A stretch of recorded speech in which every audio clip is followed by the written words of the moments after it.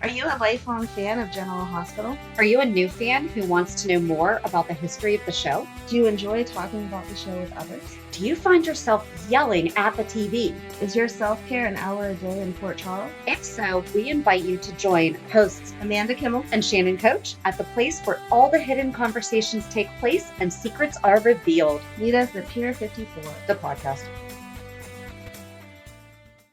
Hello. Hi. Welcome to the Pier 54 podcast. And this week we are going to talk about the Nurses Ball. Finally. Yay! I've been waiting for this. It feels like forever. It's May. It's time for the Nurses Ball. It's our favorite time of year, even though it did take a little bit of a break. Yes. For quite some time. I think it was 12 years, Yep. 12 or 13 years. I think 12 years.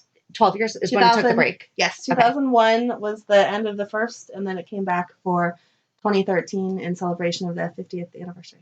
Crazy. Yeah. See, that was a good one. That was a really good That one. was a really good one. Yes. They had to come back with a bang. I know. And they did a good job. But we're not really going to go into that this week. We're actually going to talk more about How it all started. how it all started back in 1994. And then next week we will talk about the resurgence, when it came back on. resurrection, the There you go. resurrection of the Nurses Ball.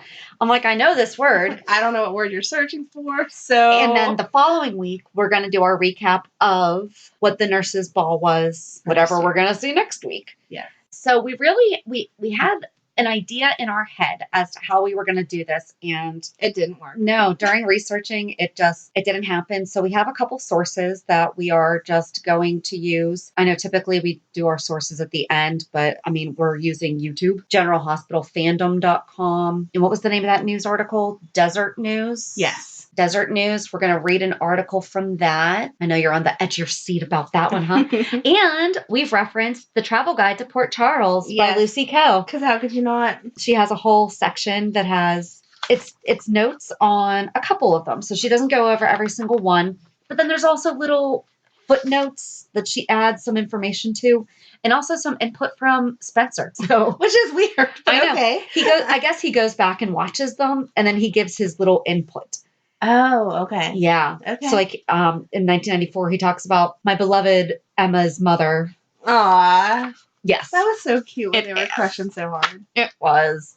All right. So we want to start. I was going to say, why don't you start with, what's it called? Desert what? You want to start with the Desert News? Yes, Desert News. Okay. Because that kind of explains how it Okay. started. Yeah, sure. And so this was an article written by Carol Bidwell for the Los Angeles Daily News. It was published on June 18th, 1998. And I don't know about you, but that was like the very, very, very beginning of the internet. And so I think it always surprises me when I find articles That was. dated back then, because that's back in high school when we were using Dogpile Yep. to look up stuff. Yep. Oh my gosh. For young kids at home, that was Google before Google. When you were still using dial-up and Yep. listening to those horrific noises. And okay. Well, that article does contradict what the book says, though. It we do want to point that does. out. The book states that from the very beginning, it was a fundraiser for pediatric AIDS awareness. According to that article, it says the first year was kind of just a, let's have a fun party. Yeah. And it's going to coincide with Compassion Day. Is that what it's called? Yeah. So just to point out that discrepancy. Yes. So, All right, go ahead. no, that's okay. It just says General Hospital raises funds to fight pediatric AIDS. I'm not going to read the entire thing, but it just says that in less genteel circles, it's known as putting your money where your mouth is. While the cast of General Hospital has been singing, dancing, and emoting on screen at the show's annual Nurses Ball, a talent show to raise money for the fictional hospital's pediatric AIDS wing, the cast and crew of the show have also been raising money off screen for real life AIDS research. In the past 2 years, so this would have been probably like 96, 97, General Hospital has contributed more than $109,000 to the nonprofit Elizabeth Glasser Pediatric AIDS Foundation, where it has been used for research and emergency care for AIDS patients, said Doreen Lane, the foundation's special events manager. She also goes on to say, there are a lot of daytime shows that do something to recognize those with AIDS and HIV, but General Hospital went one step further. And that's something that you and I have talked about a lot, that, you know, they really do a lot. You know, we've seen them do stuff for the Shriners, you know, obviously the AIDS Foundation, things like that. Now we're doing the mental health and everything like that. They really do go above and beyond. Yeah. And these are numbers from 1998. worldwide, there are 1,600 children a day infected Oh my with the AIDS gosh. virus. And we all need help. We need all the help we can to educate people and find a cure. General Hospital has been very generous in doing that. So in 1998, it was the 6th annual Day of Compassion, and it was the 5th annual Nurses Ball. So it sounds like the Nurses Ball came to be. The GH executive producer, Wendy Ritchie, said the idea for the Nurses Ball came from her own desire to see cast members, usually unseen, singing and dancing talents showcased. The first ball in 1994 was so successful that the cast members and viewers alike, she decided to make it an annual event and to tie it into the Day of Compassion. The fundraising efforts came later after GH broke ground in 1995 with its first storyline in which teenager died of AIDS and another was infected with HIV. You know, there was some pushback, according to this, about people saying how long the story took and how depressing it was. But they pointed out that it played out in real time. Right. You know, it played out through Stone picked up the virus during sex with an infected drug addict, was diagnosed and fought the disease and died. And that was a very big stigma back in the 90s, was that you had to be obviously a needle drug user. I'm saying obviously in the 90s, this was the way of thinking. I'm not saying this is how, back the way then, that it was perceived. Thought you had to be a gay man or a drug user to use needles. Yep. And those were the only ways. Yeah. Or irresponsible. Right. You know, like it couldn't come from protected sex or from things like that. And there was actually, while I was going through YouTube, there was a clip showing from one of the Nurses Ball, AJ making all those accusations, saying like, why are we raising money? There's breast cancer. There's things, there are diseases out there that people can't control having. Why are we, right? I know. I mean, that's awesome. Excuse me, because that's how a lot of people thought, especially back then. But it reminds me of what we just accused, like what we got mad at Cameron for saying. Yes. Yes. So, you know, it holds true. GH writers keep it as real as they can because that's a conversation that would take place. I know plenty of people, especially back then, that would have made that same case for why are we raising money for this disease? And I mean, I'm sure you remember, you know, back in the 90s, we were educated on if anyone has a cut, you know, don't go anywhere near them. Yes. You know, if you're kissing someone, if they have a cut on their lip, you know, stuff like that. I mean, it was really, but the article basically just goes on to continue. Kimberly McCullough and Michael Sutton, the actors who played Robin and Stone, they actually appeared in an after-school special teaching the kids about how AIDS is transmitted and can be avoided. They received a lot of accolades for that. And then the money GH donated to the Pediatric AIDS Foundation, which has an annual budget of $9 million. And again, that was in 1998. Yeah, that's crazy. Came from the royalties of Robin's Diary, which you have, and I need to read. Yes, I'll get that to you. A fictionalized journal of teenage Robin, and from the mail order. So for you youngins at home, we did not order stuff on the internet. We had a sheet of paper that you had to get out of a magazine. Oh my God, yeah. Right? Or you had to possibly call them to have them send you an order form. Right. You could probably order it over the phone even. I bet they were all in like Soap Digest and stuff. Probably. Did you get the order form? Mail order sale of the same kind of Nurses Ball t-shirts worn on the show by cast members. GH writers and GH promotional people. Yes. We were just on the General Hospital website under the merch tab. There's no Nurses Ball items. No. They need to bring that back. They should. I need a t-shirt. And why is there no, come on, let's update. You know how the Red Cross has text? Right. $10. 1, 2, 3, 4, 5. So easy. And $10 will be donated to the American Red Cross. Why not during the Nurses Ball? Why don't we have that? Right. Text XYZ. So I did look into the foundation that was talked about, the Elizabeth Glasser Pediatric AIDS Foundation. I was on their website, and they do say that Disney is one of their biggest contributors. And as we know, Disney owns ABC, which then owns General Hospital. It does not specify information about General Hospital. So I don't know what the updated numbers are so many years later as to what donations have been made. But do you recall them really making that focus of this is actually a thing that we raise money for, honestly? No, I don't remember it being. I knew that's, I don't know how I knew that, but I knew that it was a real organization. Yeah. But I don't know. Like they could really step it up a notch and get viewer participation. Even just putting the website link to donate. Yeah. I mean, the same idea that the Red Cross uses. It's genius. Yes. And so easy because you always have your phone in your hand. It Right. takes a second. Right. Yeah, I don't know why that's not more widely known. I don't know. GH fans rock, and they would donate all kinds of money. You know they would. Could you imagine if just all of us donated $5, $10? Right. You know, we should be able to buy something. We should be able to help. Yeah. So, you know, if we're not supporting that foundation anymore, if there's another foundation that they're supporting, maybe they get the money. You know how we joke about the fact that they have official sponsors. Right. You know, those people are paying money for Oh, that. I'm sure they are. Maybe that money's Especially getting the way donated. those lines are. I know. Oh, my skin's soft. That's because I shampooed my body with this body wash from such and such. Oil Olay. That's not something you would normally say, but okay. No, not in that way. All right. So so we're just going to talk about, 94 to 2001. So it was Yes, the first 8 we're gonna years. Try to stick with that. We're going to just kind of review and talk about the acts that were performed. So just for a little bit of background, as we said, you know, one place says that it wasn't for AIDS research until 95. However, the travel guide to Port Charles, which is an official release from, you know, I mean, it was promoted on General Hospital. So I feel like this is a credible source. Right. It says 1994 that the Nurses Ball came into being as a fundraiser to benefit research into the treatment and cure for AIDS and HIV.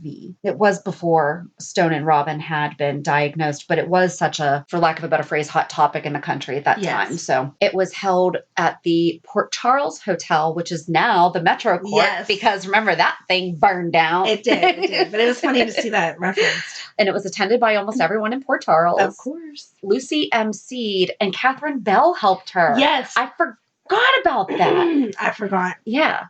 We've talked about it. Lucy's outfits and everything during the show Yes. is one of the highlights. But the one thing that I guess I didn't realize as I was doing the research, it was underwritten by different people almost every year. I didn't realize that either. Yeah. Yes. No, because I had almost completely forgot about Damian Smith? Yeah, me too. When I saw him, I was like, oh, Oh. yeah, I know you. But to read that he was the one who underwrote the whole thing the first Yeah. time was shocking to me because I thought that it just was something the hospital had pulled together. Yeah. So it just says that Damian Smith suggested that. He just suggested But it just says suggests the ball He and suggested the underwrites ball and underwrites it. Good idea. I'll just pay. Here's my checkbook. Lucy co-chairs with Bobby Jones. it. Mhm. And it was in June. You know, I mean, so they do keep some storylines going during right. the Nurses Ball, but not typically. You know, it tends to be kind of around the same thing that we see with the anniversary episode. Right. This is where We you take a see- little break. Yeah, you see people that don't normally get along performing together or opening for other acts and things like that. It Yeah. does always make me question, though, like in real life, if it would be that easy. But I guess for a Yeah. good cause, we can put our differences aside Yes. for a day or two. Yes. So do you want to start talking about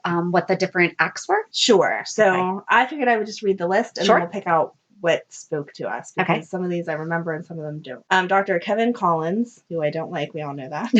Monica Quartermain and Simone Hardy performed triplets from Bandwagon. Nurse Bobby Jones and Damian Smith danced the tango. Tony Jones was supposed to dance with Bobby, but leaves her standing alone on stage. Is this when he was with Carly? I'm guessing. Okay, that's so. what I was thinking too. Okay. I did not like that storyline. Nurses Amy Vining and Audrey Hardy and Dr. Simone Hardy are included in the chorus line that performs one from a chorus line. Dr. Steve Hardy performs Casey at the Bat. Which makes so much more sense now that we And- know he was a Pittsburgh Pirate. Well, and a Cleveland Indian and As soon as I read that, I was like, I remember watching that. I so Yep. remember watching that, and I thought of you bringing up the fact that he was a real life baseball Yep. player, and it all came together and made Did you sense. ever have to memorize that? What? Casey at the Bat? I had to memorize it in middle school. No, Yeah. I don't know what's wrong with your middle school, but we didn't have to do We that. memorized the Gettysburg Address, the New Colossus, and Casey at the Bat. Huh? Do you want to recite it now, or? Yeah, that was a long time ago. But I just remember that we had to do that. So Nope, didn't have to. Felicia Jones and her daughter Maxie Jones danced to April Showers with Felicia dressed as a clown. I think clowns are scary. I wouldn't want to participate in that. But geez. seeing little Maxie was Yeah. adorable. Stone Cates and his girlfriend Robin Scorpio act out the death scene from Romeo and Juliet. And this was before they were sick. And this was whenever Mac had such an issue with them dating. And Yes. was like constantly trying to keep them apart. Max Scorpio does a stand-up comedy routine. Brothers AJ Quartermain and Jason Quartermain do a comedy skit. So did you look these up on YouTube? I did not watch all of them. Did you watch the Jason and AJ? Yes. It was so bad. Yes. I'm glad you said so that. I was afraid afraid for a second you were gonna say good, and It I was was gonna be like, so oh, bad. we're on two totally different pages here. That was so bad. And the comedy routine from Mac, did you watch that? Yes. What was up with that accent that he had? I don't know. When Did did you that hear go that? away? Did you hear that? I did. Oh my God. Yes. How could you not hear I it? know, because He had that for so long and now he doesn't. I forgot about it. Yes, but hearing it again, I was like, okay, I know when you're someplace for so long, you pick up their accent or you drop your own accent. Yeah. That was really That's a native. like drastic accent. Yeah. to go from where he was then to the way that he speaks now. Like, Yeah. did he just wake up one day and completely talk differently? I don't know. I don't know. I don't know. AJ and Jason was bad. Oh, it was so bad. I honestly, thank goodness that is not their, yeah. that didn't make their careers. No. You know, So and that was bad. Jason Quartermain, not Jason Morgan. Right. So that right. was pre-accident Jason. Yes. And at that nurse's ball is whenever Jason met Keisha. And she already had a tennis date set up with AJ. Oh. Yes. Dun, dun, dun. So again, I tried really hard not to get pulled off Yes. into the storylines, but seeing that, I was like, oh, I know who you are. I remember that. Yeah. So Oh, that's crazy. yeah, nothing from this year really stuck out at me as like, oh my God, that was so amazing. Except I do, like I said, recall Steve Hardy performing Casey at the Bat, and for me to remember it all these years later, it obviously must have been good. I did not re-watch that one. You can watch it on YouTube. It's on there. I will. I will have to. Because I thought it just made, as soon as I saw that, I was like, oh, yeah, that's right. He played baseball. That totally makes sense now. Yes. And that's the other thing, though. So, I mean, it's one thing that we do highlight these skills that these actors have that we don't perhaps get to see. They actually tie in their real life stuff, too. Yes.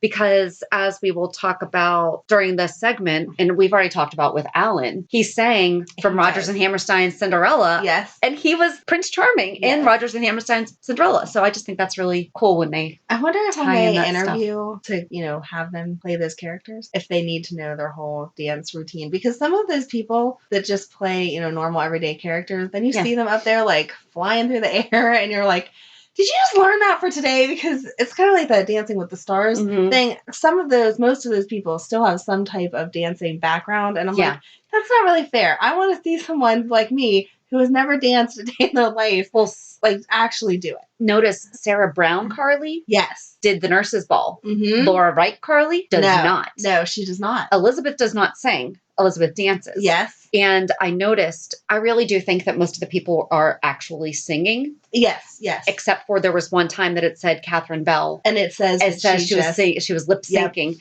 So good for them for giving credit where that stuff is. And I mean, that can't be easy. So do we want to move on to 1995? Sure. I feel like a lot of our comments are foreshadowing. Right. So in 1995, the ball was once again underwritten by Damian Smith, and it was co-chaired by Lucy Coe and Catherine Bell. It was aired June 21st and 22nd, 1995. During the chorus line at the end, Catherine throws Lucy out onto the stage in her underwear. And I think that was the start of the underwear thing because... No, it was the year before that. Oh, yeah, that's right. Because the curtain, that was an accident. It seems like now every year they like try to somehow get her in her underwear. The first year was an accident because the curtain was pulled down and she was backstage changing. And then this one, kind of also an accident. Now we're just getting intentional with it. But right. Someone to throw you on stage. It may have been an accident on Lucy's part, but Catherine definitely knew what she was doing there. Yeah. So who were our acts then? Eddie Main, which I loved that whole storyline. With Lois. I love Eddie Main, and Lois is beautiful. Eddie Main and the Idle Rich perform Somewhere Over the Rainbow. If you don't know who Eddie Main is, it's Ned. Oh, you need to go back and find out who Eddie Main is if you don't know who Eddie Main is, because he was amazing. Yes. That whole storyline was amazing. I had no idea he could sing like that. Yeah. Oh my gosh. Dr. Tony Jones, Kevin Collins, and Alan Quartermain with Emily Bowen Quartermain perform If I Only Had a Brain from The Wizard of Oz. Dr. Alan Quartermain performs King of the Forest from The Wizard of Oz. Dr. Tony Jones, Kevin Collins, and Alan Quartermain with Emily Bowen Quartermain perform We're Off to See the Wizard from The Wizard of Oz. That whole segment is on YouTube. I highly recommend watching it because it is adorable. Yes, that would be like the only time that I ever liked Kevin. He was in that skit. He did an amazing job. So I will give him props for that. Good job, Kevin. Mary May Ward and her Pips, which was Justin Ward, Luke Spencer, and Lucky Spencer, which was so adorable, perform Midnight Train to Georgia. And that's one of my favorite songs. Luke Spencer and Lucky Spencer do a hip-hop dance. Did you watch that? I did not. So oh my gosh. I could see that one. It was totally Vanilla Ice style. It was so bad. It was so obviously awesome. What was totally rad in the 90s. So, I mean, it was totally of the times. That Totally rad. I don't think it I was ever tubular. used those words even in the 90s. But okay. Miguel Morez sings The Power to Believe. Dr. Steve Hardy and his grandson Tommy Hardy perform You've Gotta Have Heart from Damn Yankees. Lucy Coe and Damian Smith perform Anything You Can Do from Annie Get Your Gun. Lucy Coe strips to Big Spender, auctioning off her clothing for charity. Mm. Nurses Bobby Spencer, Audrey Hardy, and Amy Vining and Dr. Simone Hardy are included in the chorus line that performs one from a chorus line. I didn't realize until seeing them keep repeating who gets included in the chorus line that there was a song back then for every year like there is with the current one. Yeah. I never realized that back then. I watched Lucy and Damien do the Anything You Can Do, I Can Do Better. Okay. I did not watch that one. Oh, so. see? It was as you would expect. Okay. It wasn't like amazing. They kind of just like walked through the ballroom like yelling the song back at each other. That's so the song. I feel like that's a hard song to do. I did not. That should have been a Catherine and Lucy song. Yeah, it did have one part where she wanted to stand up, so she was taller than Damien, and she pushed Catherine out of her chair so she could stand on it. Yeah. To like keep that dynamic of them like fighting or whatever. But I just felt like that wasn't a great song for them to sing. But all of the Wizard of Oz parts, Eddie Main and seeing little Emily, she was so cute. I know. She was How so little cute. Lucky was. Yes. Oh, so did you watch the Gladys Knight in the Pits? Yes. Like, that was cute. That really is one of my favorite songs. Immediately afterwards, it goes into Luke and Lucky breaking down and getting some funk on. And it was so... I can't even... You have to watch it. I'll have to go back and watch it. Is that it for 95? That is it for 95. All right. So then in 96, the ball was underwritten by Catherine Bell, and Catherine and Lucy were co-chairs again. It aired one day, June 21st, 1996. Sonny and Lily donated $30 million. The wife that blew up in the car. The wife that blew up. Also known as the wife that blew up. Yes. Donate $30 million to establish the Stone Kates Memorial AIDS Wing. Max Scorpio presents his niece Robin Scorpio with a quilt made in memory of her boyfriend Stone Kates, who died of AIDS. Watching those old ones, we don't show the AIDS Memorial quilt anymore. They need to bring that back. They do. They do. That was beautiful. 96 was really one of the best years as far as keeping it about what it was, because Lucy opened the ball talking about remember that this isn't just about the money that we're donating, but really about appreciating the people you have in your lives. And you should be donating from that place in your heart. You keep asking when you donate, like, what am I getting? And the word is hope, and it went on, and like that was really powerful.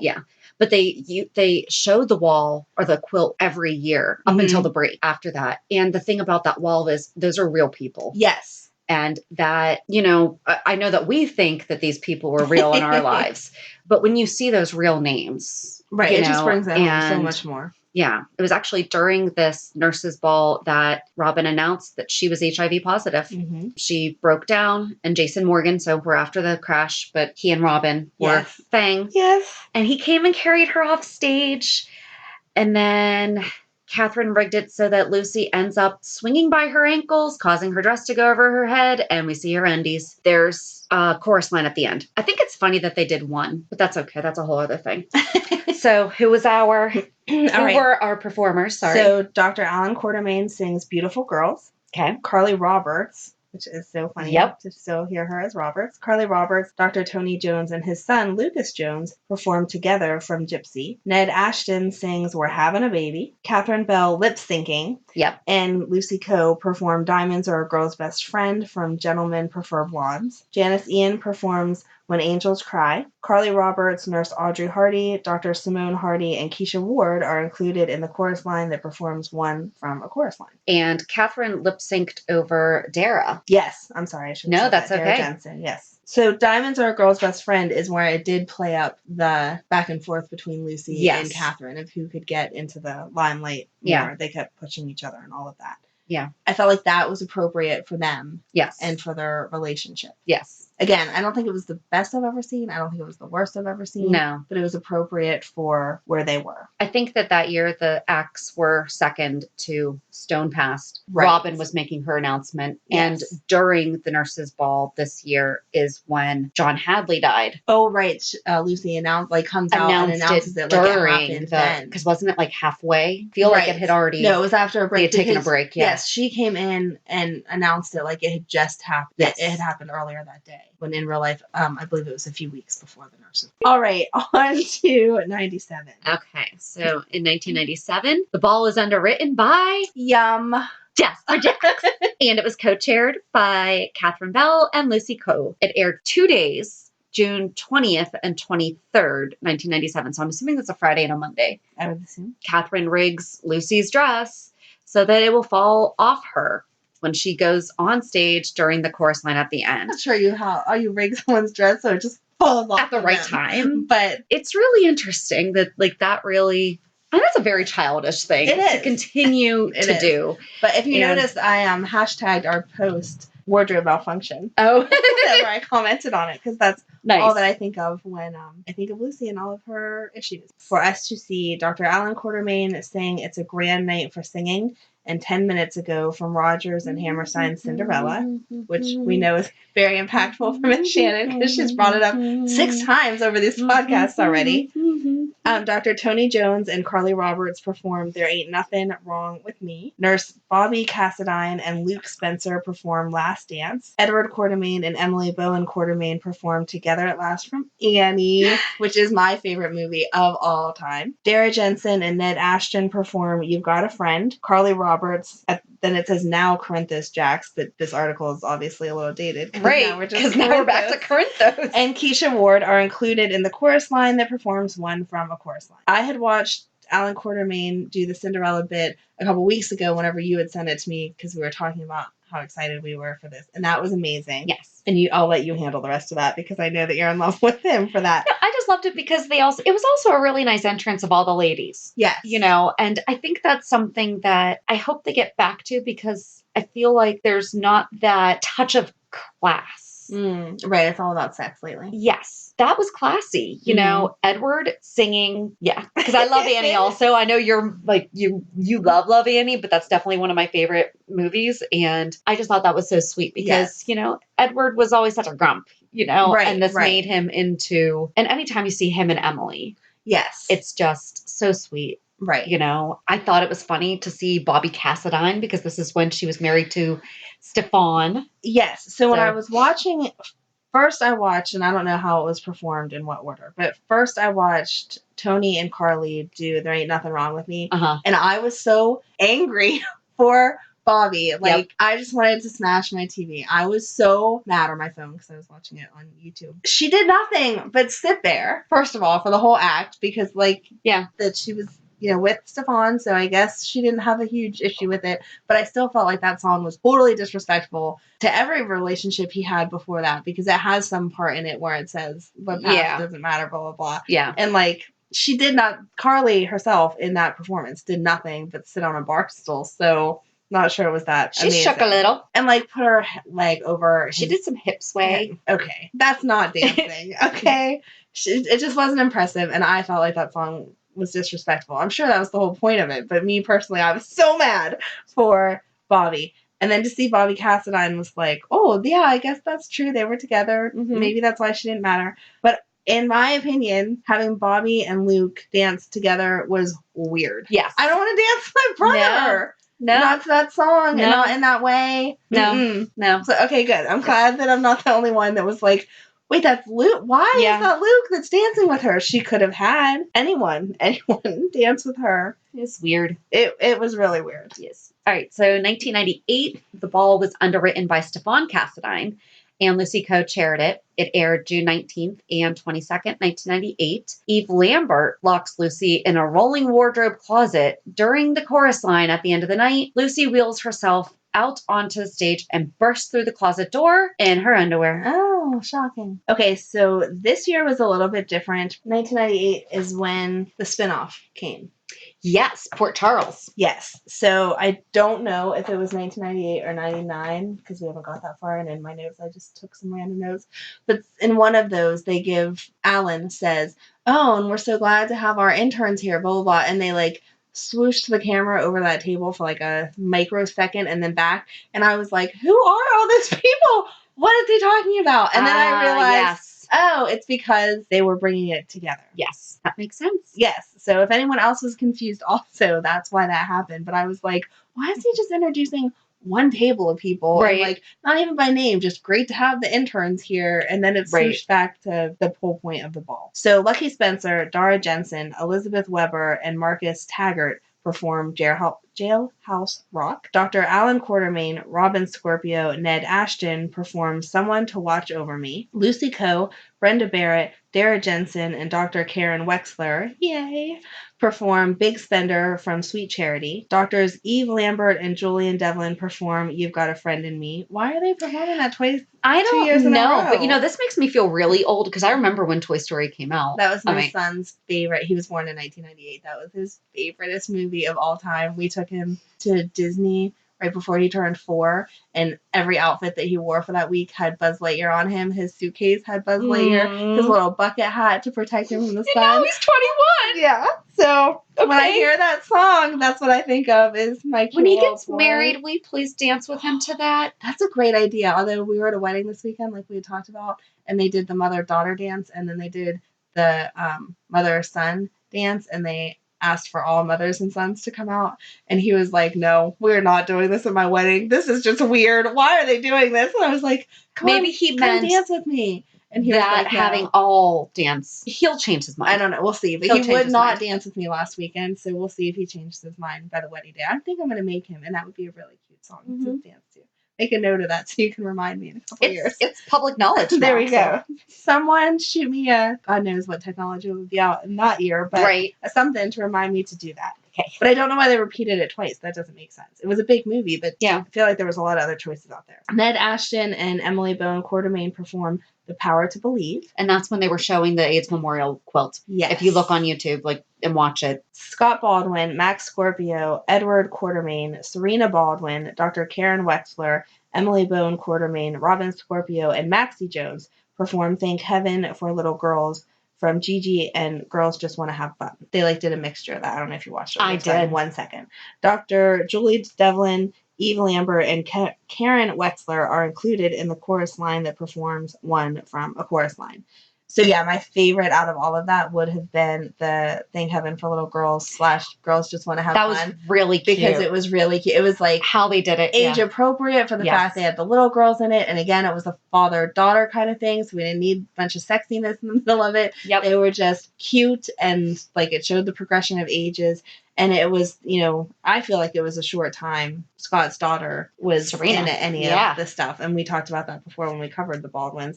So it was neat to see her and be like, oh yeah, I do remember when she was part of everything. That was my favorite too of that because it was just cute. And again, it was like the class stuff. Right. It was yes, family appropriate. Yes, exactly. I also watched where Lucy and Brenda and Dara and Karen did Big Spender. Mm-hmm. Didn't we just say that Lucy stripped to Big Spender? Yeah. Why are we reading I don't know. the same thing again? But anyway. But Jailhouse Rock was awesome. That's when Lucky and Liz were dressed as cops and and Taggart was awesome. Yes. Taggart was an awesome character. Yes. Jailhouse Rock and Thank Heaven for Little Girls. Big ensemble. Were my favorite out of those. I do like the song One. However, that's the 70s. I feel like in the 90s they should have been doing Seasons of Love from Rent. Hello. Yes. Right. Just saying. I mean, they can't go back and they can't. So we're going to stick with what they have, but I agree. Yes. We should have been doing this podcast. There weren't podcasts back then. We should have been making mixed. We weren't even IMing ourselves yet. No. We weren't even friends then. So no. It's totally impossible. We weren't. We were in levels. rival schools. But yes. All right. So 99. The The Ball was underwritten by Amanda Barrington. Lucy Coe and Catherine Bell are again the co-chairs. It aired on June 18th and 21st, 1999. Catherine and Eve Lambert see to it that Lucy is pulled out on stage by the chorus line at the end while she's in her underwear and changing backstage. Should we send Lucy a lock? Right.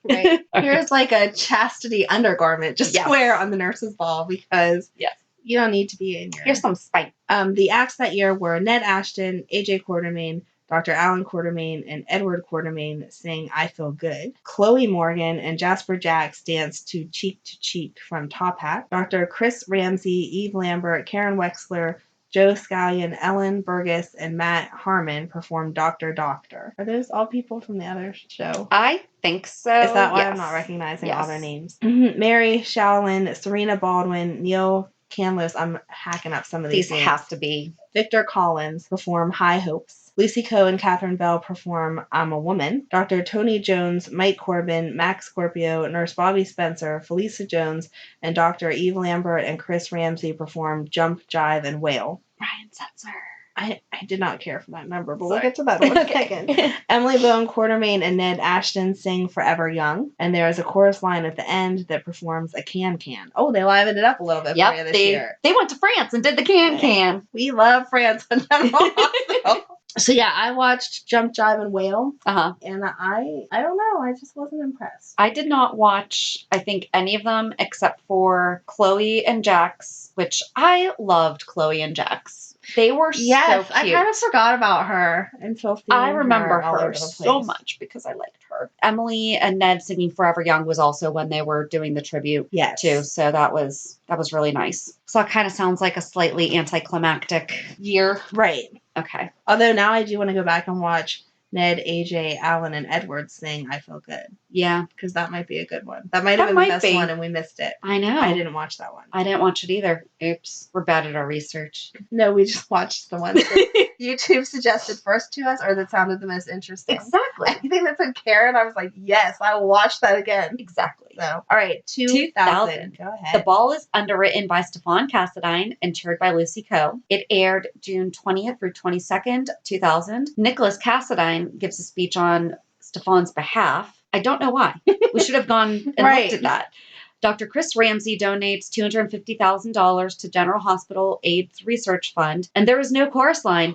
And What? Lucy does not end up in her underwear. Oh, maybe that's why they keep doing it now, is because this is one of the last years. Maybe they feel like funding Yeah. is pulled because Lucy wasn't in her undies.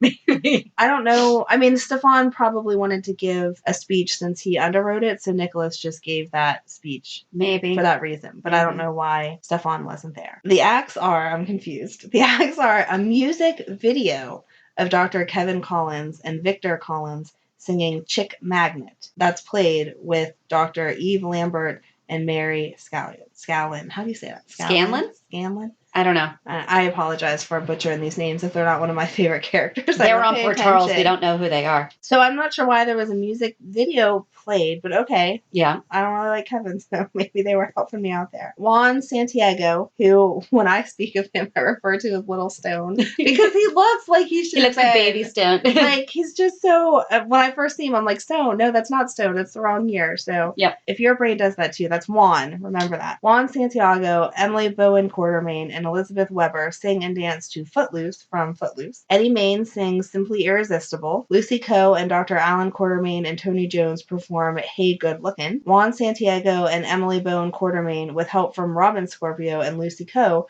perform Lean on Me. Then the audience sings with them. Mm-hmm. So again, I need to go back and watch this whole why we're playing a video of Kevin. But I did watch Footloose. Me too. That was cute. That was cute. It was appropriate. You know, it was just fun. Yes. Something to do. Do you remember how big Stomp was? Yes. That's what it reminded me Yes. of, because they got the water jugs and they're Yes. banging on them. So yeah. They did a really good job with that, I Yeah. felt like. And then I also watched Lucy with Alan and Tony do Hey Good Looking. It was okay. I'm just not crazy about them like as a set. Like, I like their individual Yeah. characters, but they always try to put them together and it just doesn't do anything for me. And I made a note that in 2000 is whenever they had the other Carly and the other Lucky. And I was Ugh. like, no, I don't like this. I Which need my- Carly? The bad Carly? No, not the bad Carly. Just the I'm original. sorry, we just don't know her name. Because it's Sarah Brown, Tamara Sarah Brown. Sarah. Okay. Sarah. It was Sarah. Okay. And not that she's bad, because she was a good Carly. I liked her as Carly. Not as much as Laura, but I liked her. But it was still just weird to see both of them and be like, no, you're not right. No, Yeah. you're definitely not. Like, they showed her first, and I was like, not the right one. And then the next clip, it showed that Lucky had come back, and I was like, oh no, wrong Lucky. It was a big letdown. See, when I think Carly, I always think of Sarah, and then I think Laura. Oh, okay. Which is just so funny because, I mean, especially now where Tamara's Kim. Right. I mean, it's, Right. So It's so weird. It is. It's hard. All right, so now we should be on to 2001, Which was is the last one Yeah. until it came back. Go ahead. So it was underwritten by Amanda Barrington and Lucy Coe chaired it. Stefan Cassadine announced that the Cassadines would double all contributions made that evening. Aw. Lucy Coe announced that this show had to go on despite a Manhattan train colliding with a bus. Also, Helena Cassadine and Stavros were arguing about when to unleash their next act of terrorism. That's that whole box thing, right? I think so. Oh, wow. Wow, you just took me back. All right, so the acts were Edward Quartermain, Max Scorpio, Marcus Taggart, Roy DeLuca, and AJ Quartermain perform It's in His Kiss. Gabrielle does a striptease to Let Me Entertain You. Allison Barrington, Livy Locke, and Jamal Woods perform Love Potion No. 9. Nicholas Cassadine, Gia Campbell, and Lucky Spencer perform Up on the Roof. Felicia Jones and Luke Spencer perform Old Time Rock and Roll. Dr. Alan Quartermain sings Not While I'm Around from Sweeney Todd while at the bedside of his temporarily paralyzed daughter, Emily. So some of this had to have been on Port Charles because Livy Locke is Kelly Monaco Right. on Port Charles. Yep. Okay. Yes. So this was they said in one of the articles that it normally only goes on for the 2 hours because they cross over 2 days. Okay. And then this show, it went 3 because they crossed over into Port Charles. How did they do that with, I mean, there's only 1, 2, 3, 4, 6 acts? No, there must have been a lot of filler drama going in. Because I tried to find out about that train colliding with a bus to find out what that was, and I couldn't find anything about it. Because I feel like that's a really odd sentence to have. That is odd. I don't know why. Why? Yeah. No, that's weird. When was that? Like, I don't remember that. I feel like I should remember that storyline, but I don't. Oh, was that Lucky? Wasn't there a train collision and like Lucky was on it? I feel like Liz might have been too. I forget. I don't know. All right. That'll be a recap of something else. Yes. Sticking to the Nurse's Ball, I watched the It's in His Kiss, and I'm not sure why. Why did they do that? Well, it is what it was. It was what it was. It wasn't bad. Like, the singing wasn't bad. The performance, there wasn't much to it, but it wasn't bad. It wasn't sensationalized the way that if you were going to do that, I would have done that. But I just don't understand. It didn't feel to me like something that Edward would do. I know he got a little more carefree and kind over those couple years and, like, interacted with other people more. Yeah. But that's still didn't feel like something he would do. There has to be a story behind it that we're forgetting as to why they did that. There must be. If you know that storyline, please let us know because I'm confused. Because for him to have, and all of the men who were involved in it are all straight men, right? You know, so there's nothing. I don't know. I don't understand. I don't get it. I think that was all that I watched. Yeah, that was all that I watched from that year because I don't know some of these characters. Yeah, maybe that's why. Well, so they said that Port Charles book says, and according to the travel guide of Port Charles, then like the rest of the world,